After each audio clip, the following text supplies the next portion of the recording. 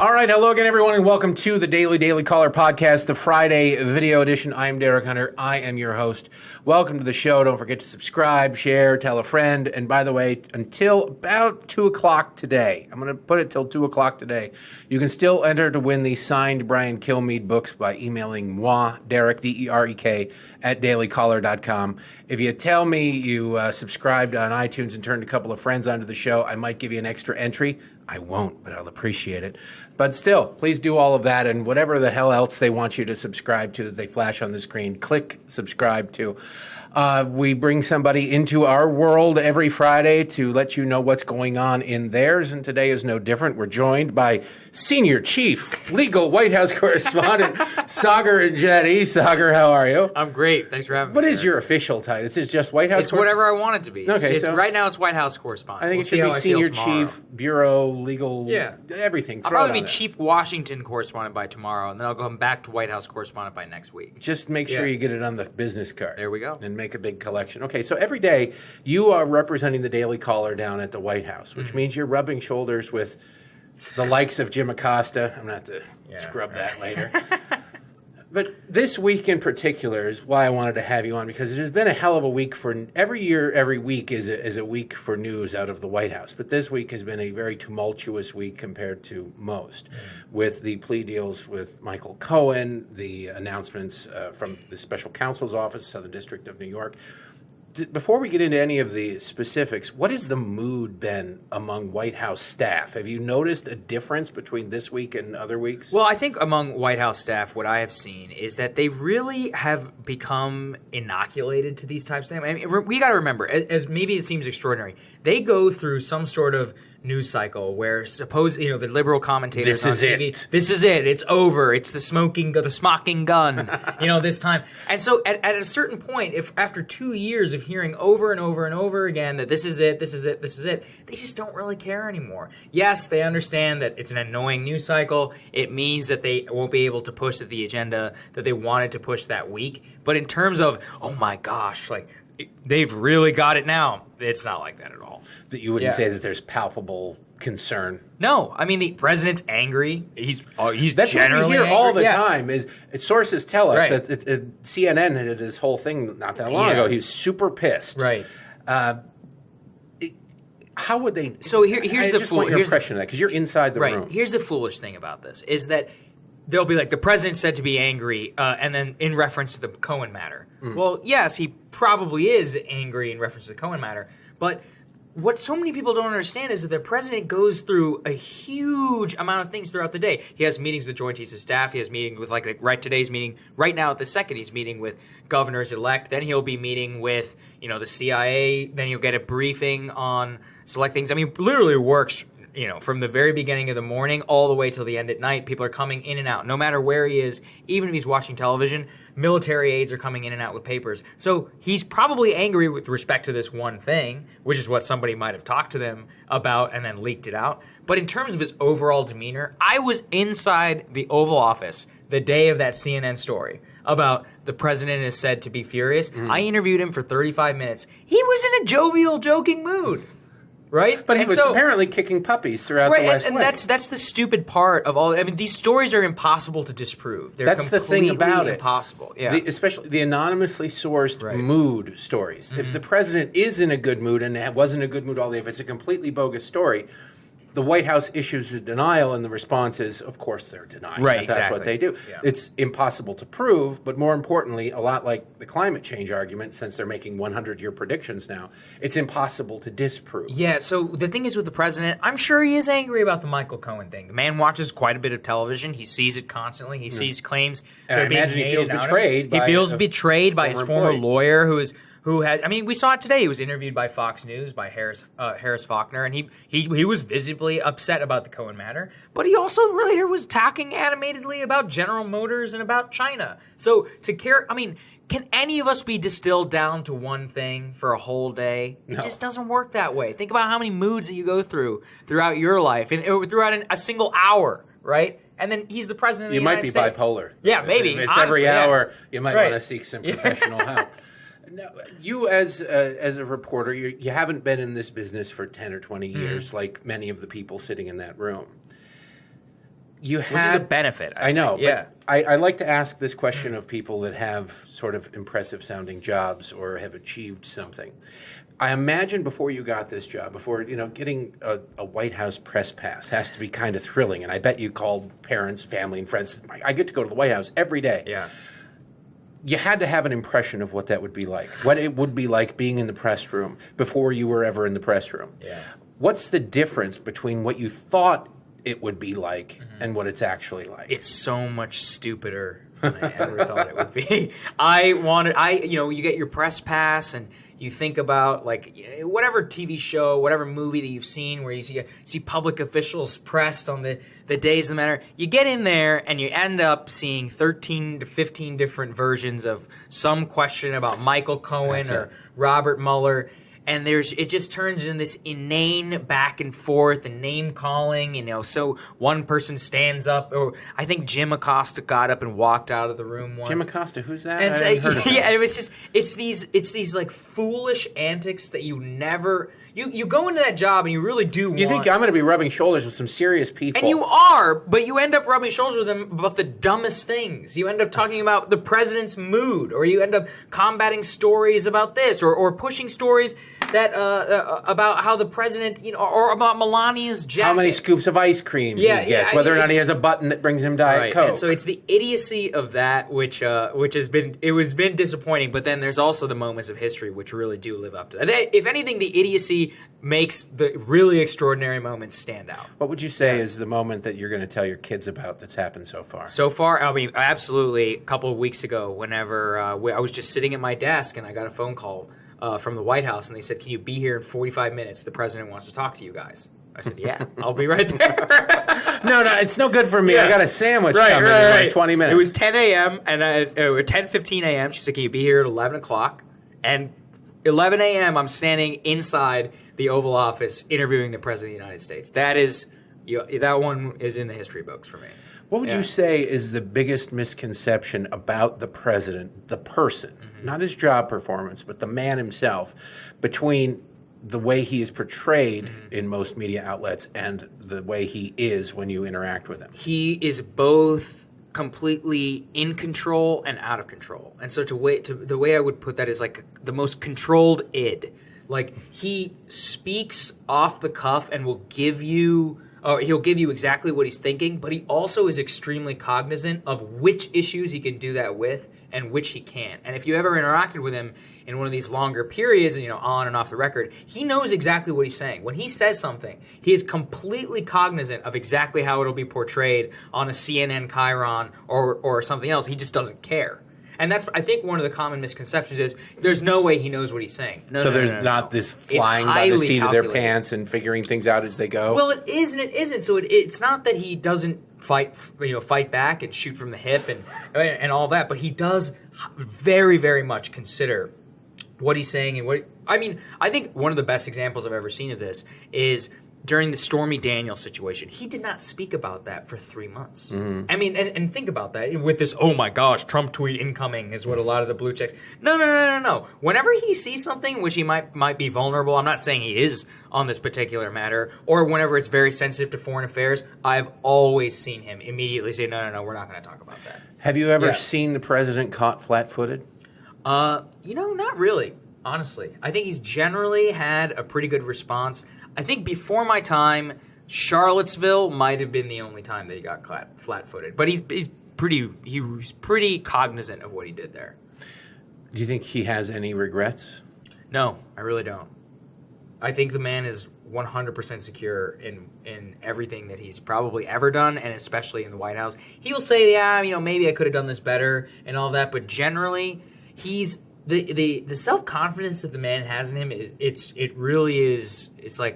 it's awestruck. You're like, wow, this guy believes it. The self-confidence, which I think is pretty evident to anybody who pays attention to the guy. Right. He peacocks around quite a bit and always has. That's what he's been known for. This week has been a particularly, I would imagine, trying week for, if not the president, some of the people around him.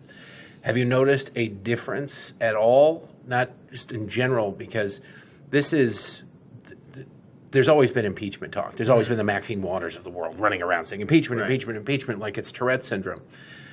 This week has been more serious. I think bogus, because I don't think that anything that they're describing as impeachment. They won the argument in the 1990s about Bill Clinton and your sex life. You can do whatever you want, and now they're trying to lose that very same argument. But that doesn't mean that somebody who's acutely aware of the coverage that he gets, even though he watches Fox most of the time, I think he has other TVs on the other networks.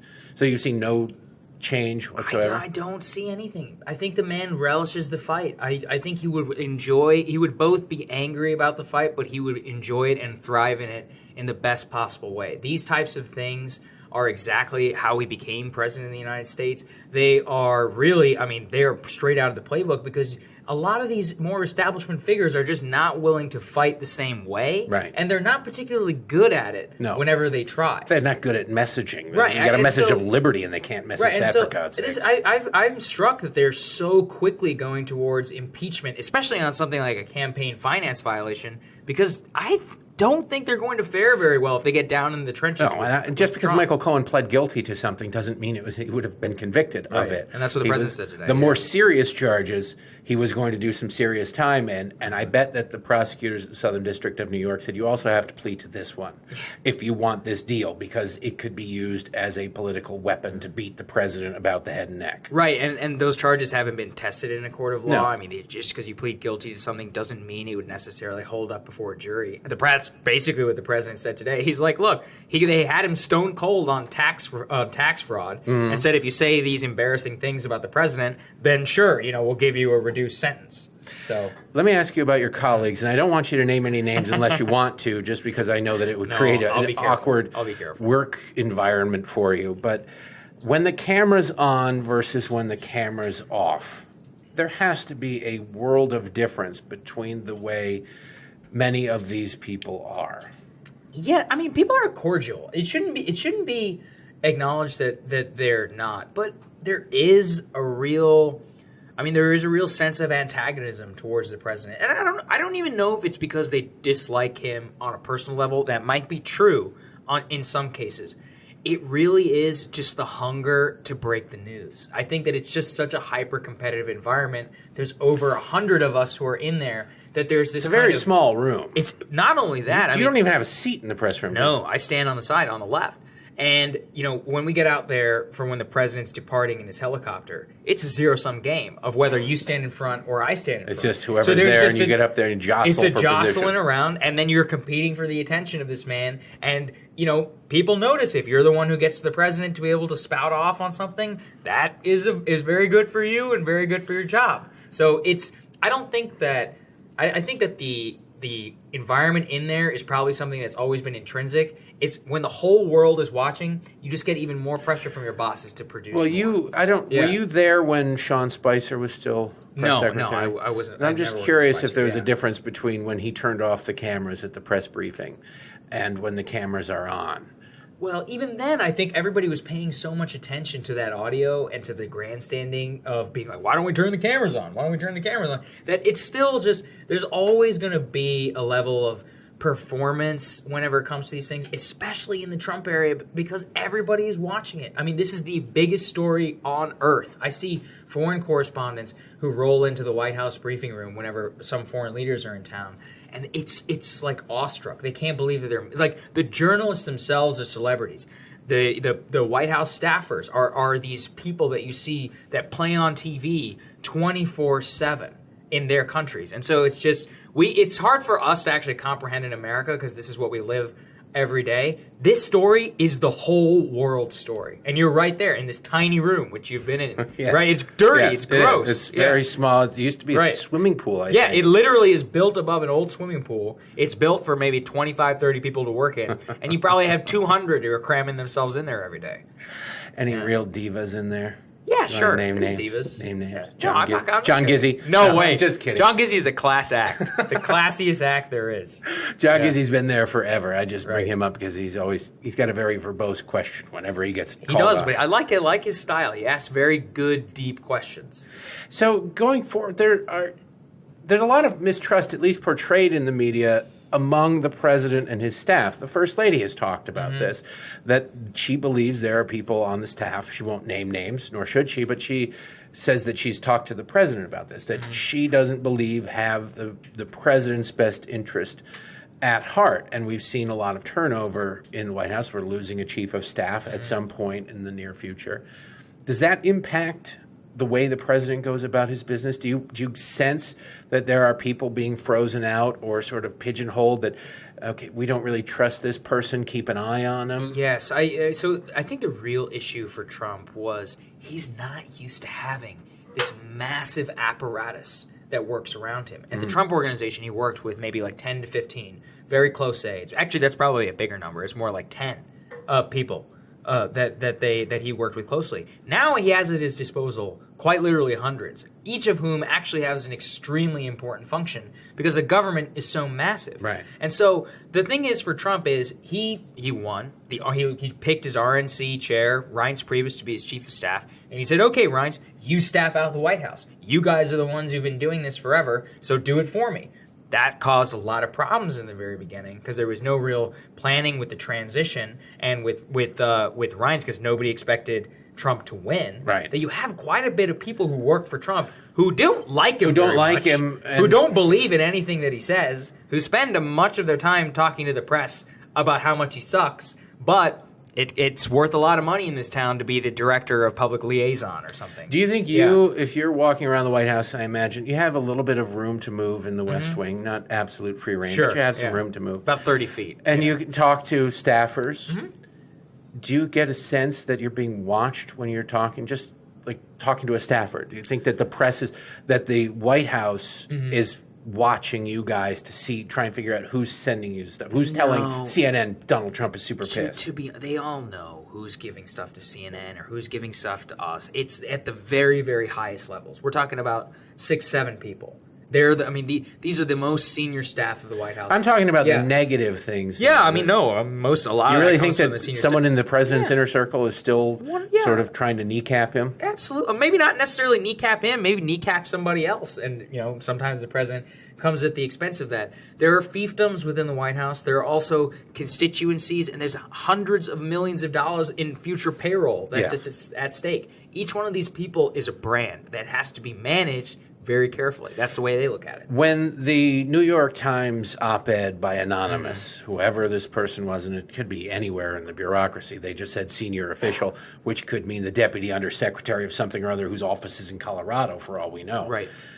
Was there a change in the White House even temporarily? Did they really want to scramble to find who this person was? I think the president did. I think the rest of the senior staff realized it's futile because as they kept trying to tell the president, there's 3,000 people who qualify as senior administration official. Every U.S. ambassador, every assistant secretary of state is technically a senior administration official. It's a meaningless term. And so there was just a sense of, oh, well, this is just another case of another person who we probably shouldn't have let in, who got in the first place, and we should just move on. With General Kelly leaving soon as chief of staff, and the field is wide open, what names are you hearing? I've heard everything from David Bossie to Corey Lewandowski to Newt Gingrich, which I think Newt Gingrich would be great to have as an advisor, but not necessarily chief of staff. He needs his own staff. I know Newt a little bit. He needs his own staff to sort of keep him in line. But is there a dark horse out there? I wouldn't say there's a dark horse. I think David Bossie has a pretty good shot. And I know that the president is also looking at Ambassador Lighthizer. Mark Meadows was being considered for a time, but the president said that he wants to keep him in Congress. Actually, right as we were speaking, the president told the press that he's got 5 final candidates that he's looking at and that he's interviewing them. I am not going to be surprised at all if David Bossie's on that list. He's somebody's name I've been hearing a lot. Why do you think Bossie? Just because you've been hearing his name? He has a good relationship with the president? He has a great relationship with the president. It goes back quite a few years. He has a good relationship with many of the original Trump people on his staff, who the president likes and respects quite a bit. The people who go back with him all the way to 2015, 2016. And David Bossie, remember, he was a lawyer. He ran Citizens United. Right. And before that, he was the chief counsel for the investigative arm of the House. And what is the president about to go right up against? He's about to go right up against an investigatory House committee full of Democrats who are going to subpoena. It's going to be a very, very political time. And so a lot of the president's advisors that I've talked to say that it makes sense for somebody like Bossie, who has real political experience, knows the way that these subpoenas and things are going to work in order to craft the defense for the building. Would President Trump listen to a David Bossie as chief of staff? As much as he listens to anybody. I mean, nobody. Which is about on a scale of 1 to 10. Maybe 10%, 20%. I mean, that's probably about how much he listens to John Kelly. That's probably about how much he listens to everybody who gives him advice. A lot of it is just a formulation of conversations with dozens and dozens and dozens of people, and that's how he makes up his mind. John Kelly, was he on the outs for a while? The problem with the media is I've heard for a year and a half that Donald Trump is going to fire Robert Mueller, and then if it ever happens, then they go, aha, see, we've been telling you this. Right. With John Kelly, he's been rumored to leave several times in the past, and he hasn't left. Did it come to a crescendo, or do you think it ran its course? Both. I think that it both ran its course. The president got tired of Kelly. I mean, General Kelly very much viewed the job in terms of management of the president, which is, sure, we're not going to tell him what to do, but we have to manage the day-to-day, things around him. That chafes Trump a little bit. But to say that, I saw reports on the day that he was supposedly going to be fired that he was told, like, he hadn't spoken in days, and that's just not true, right? I mean, they spoke on several occasions. I think what the president really was looking for is, after the chaos of the Reince Priebus era in the first 6 months, General Kelly pretty much came in and did what he had to do. Now there's a little bit more of an orderly process, and Trump is much more used to being president, so he wants to look forward to a more political chief of staff, because we are really entering a new era, going into re-election and growing into a democratically controlled House.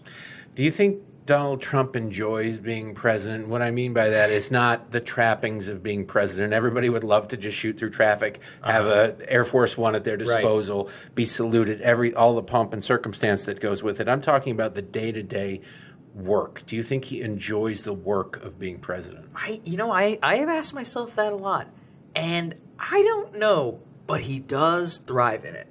But I don't know if that's different from liking it. But he thrives. The difference is from his past life, and I've done roofing, I've done concrete work, and there's something strangely satisfying about that kind of work. I still drive through Detroit, where I grew up, and say, I put the roof on that building, or I put the roof on that house. There's something satisfying to be able to look back at the end of the day and see something you've actually built. He built massive buildings.